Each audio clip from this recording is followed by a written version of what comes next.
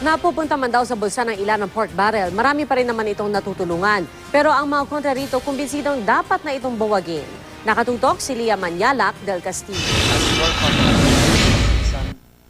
Sa patuloy na investigasyon kaugnay sa pork barrel scam, nag-issue na ang Korte Suprema nitong nakaraang Martes ng temporary restraining order na nag-uutos na hindi na pwedeng galawin at gamitin ng mga mambabatas at maging ng Pangulo at ng Executive Branch ang natitirang 14 na bilyong pisong pork barrel para sa taong ito. Pero paano naman ang mga lehitimo at tunay na nakikinabang sa pork barrel? Sa pork barrel kasi, bukod sa hard projects o yung karaniwang infrastructure development, may porsyento ring inilalaan sa soft projects o yung mga basic services at scholarships. Gaya na lang sa mga taong 2003 hanggang 2005 at 2009 hanggang 2010 na base sa pag-aaral ng GMA News Research sa 83.27 billion na total sa 5 taon, may nailaang 9.87 billion sa edukasyon, 4.4 billion sa employment and livelihood, 4.28 billion sa health, at 3.50 billion sa basic services.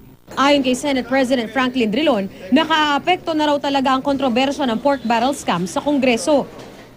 Admittedly, this has affected the Senate and the House, but I find this as an opportunity that will enable us to strengthen the institution afterwards. Yes, there will be a weakening of the institution, but I am confident that we should be able to strengthen the institution. Pero may totoong benepisyo man, kumbensido ang marami na oras na para buwagin ang pork barrel. Katatapos nga lang ng pangatlong malawakang rally kontra rito noong Biyernes. At sa September 21, isang interfaith rally na tinawag na Jericho March ang muling idarao sa Luneta. Paghahanda raw ito sa isa pang prayer rally na isasagawa sa October 25. Dagdag pa riyan ang Zero Remittance Day na isasagawa ng mahigit 100 organisasyon ng OFW sa Hong Kong sa Huwebes.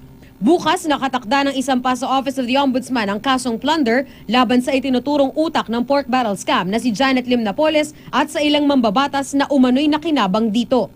Lia Manyalak del Castillo, Nakatutok, 24 Oras.